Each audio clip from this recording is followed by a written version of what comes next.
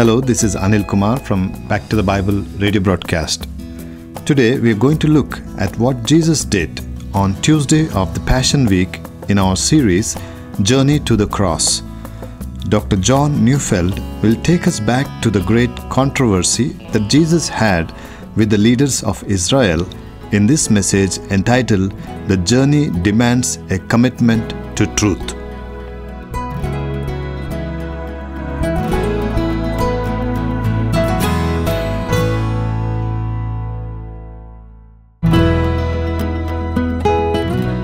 Some of you may remember the first Star Wars trilogy.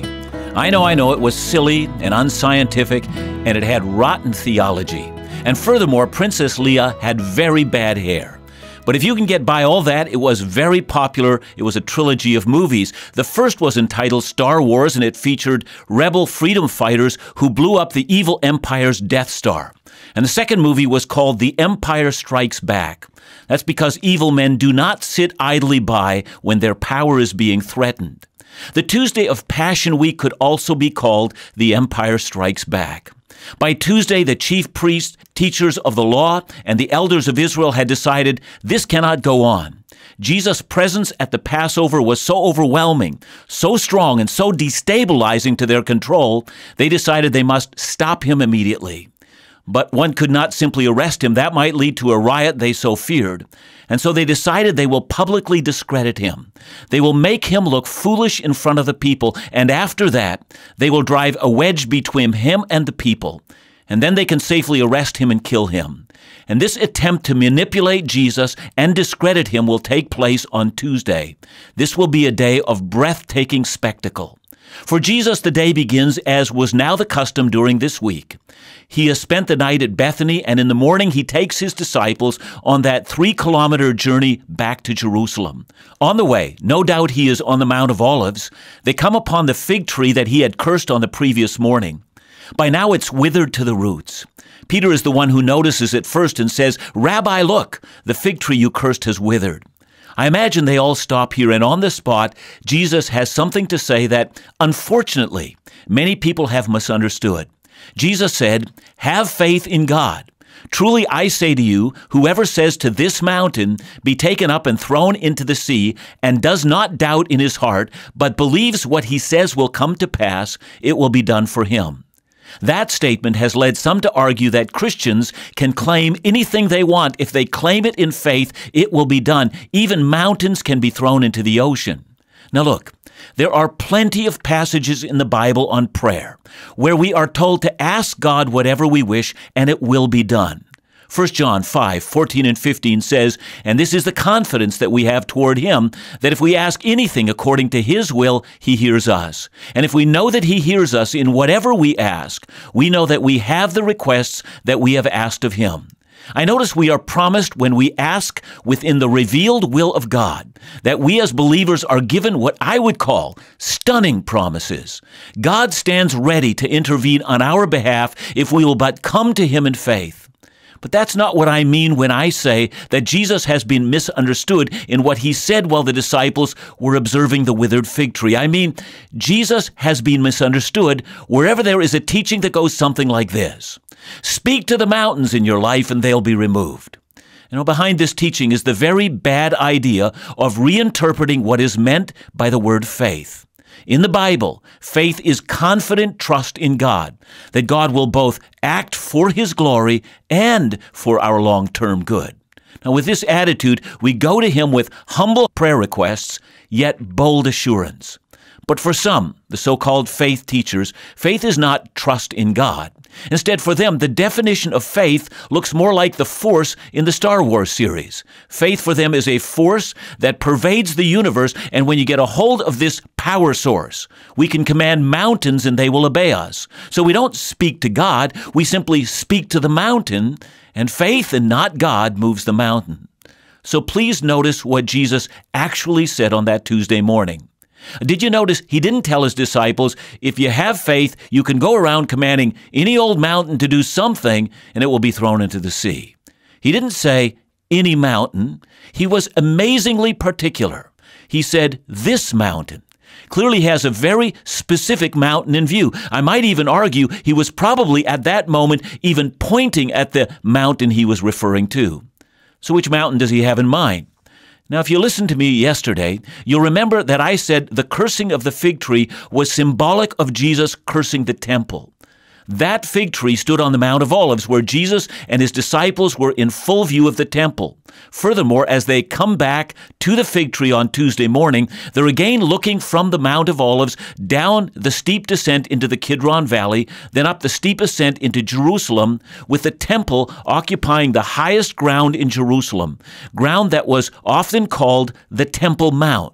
So, when Jesus said, "If anyone says to this mountain," he's referring to the Temple Mount. If anyone says to this Temple Mount, "Be removed and cast into the sea." I hope you understand what Jesus is saying here. He is saying, "And I am the anyone who is saying it," and does not doubt in his heart, for Jesus does not doubt for a moment that what he says comes directly from the predetermined plan of the Father. That's why he does not doubt, and with this clear view of what the Father has already planned. I am now announcing this temple will be removed and thrown into the sea. And as we noticed yesterday, it was less than 40 years later that the Roman army would surround that temple and burn it to the ground, and for 2,000 years, no temple has been permitted to stand there. Jesus prophesied it, and it came to be. Now, I'm not sure the disciples got any of that. That very evening, as Jesus was leading his disciples back out of the city, they would say to him, "Look, Lord, how lovely and how beautiful is this temple." And Jesus would have to repeat himself. Do you see all this? There will not be left one stone upon another that will not be thrown down. But these statements seem impossible to them. It seems so unlikely. Doesn't the temple have a major role and a place to play in the kingdom to come? And of course, the answer to that would have been yes. But at this moment, Jesus knows why he has come to this Passover. His coming marks the turning point of Israel's history, the turning point of the temple sacrifices, the turning point in understanding of how one can approach God. Jesus was coming to Jerusalem to be the Passover lamb, the Lamb of God who takes away the sins of the world, something that an endless river of sacrifices of sheep and goats could never accomplish. But the disciples don't understand. And so Jesus and the 12 leave the living parable of the withered fig tree standing on the Mount of Olives and make their way back into Jerusalem, where the enemies of Jesus have been preparing to discredit him. From their vantage point, it is not the temple that is at risk. It is Jesus himself who is at risk. The temple they think will never be torn down, but they will tear down this upstart prophet from Galilee who makes himself out as if he were the Messiah. But Jesus knows what's waiting for him. No sooner has he entered the temple that the chief priests and the elders of Israel are standing there waiting and ready. They confront him.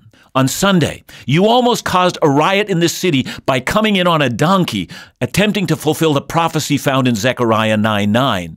And on Monday, you threw the money changers out of the temple, and who knows why you've come here today. We're the elders of Israel, and we, as elders, have been given the authority to direct the Passover celebration. And you are wrecking what is under our authority. Who gave you the authority to do what you've been doing? It looks like they have him. He's just a troublemaker, and they will expose that soon enough. What makes all of this so evil is that a little more than a year into his ministry, the elders of Israel argued that Christ's authority came from Beelzebub, the prince of demons. They said he has authority to do miracles because that authority came from Satan. Now, they don't repeat the charge here. That would be too inflammatory.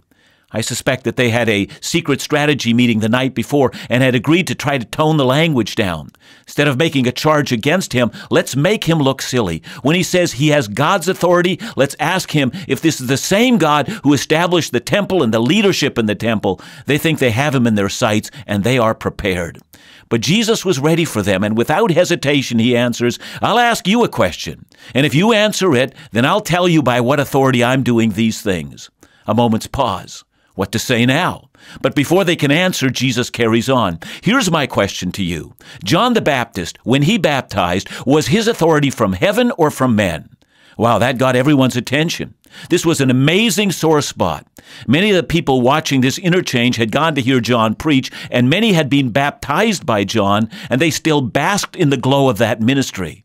He changed their lives, and none of these elders of Israel had changed their lives. And that's what the elders of Israel hated most about John. The crowd in the temple grew deathly quiet, and then almost comically, the elders of Israel caucused. If we say John's authority came from heaven, he will ask us why we resisted his authority and refused his ministry. But if we say it came from men, this crowd will turn against us in a second. Given the passions that Jesus has already excited this Passover, they might even stone us. Strange, isn't it? How quickly matters changed. The elders of Israel thought they had Jesus. In less than a minute, he had them. And so they respond, "We don't know by what authority he did this." And Jesus is all over that one. "Then neither will I tell you by what authority I'm doing this." And when we come back, we're going to see what that leads to.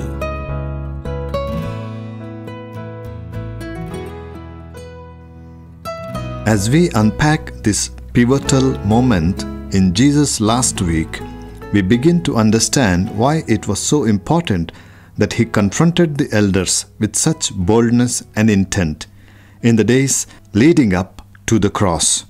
We see also Jesus' emphasis on the fact that he was coming to replace the very temple itself through what he accomplished on the cross, though even his own disciples did not understand this yet. Back to the Bible, leading people into a dynamic relationship with God.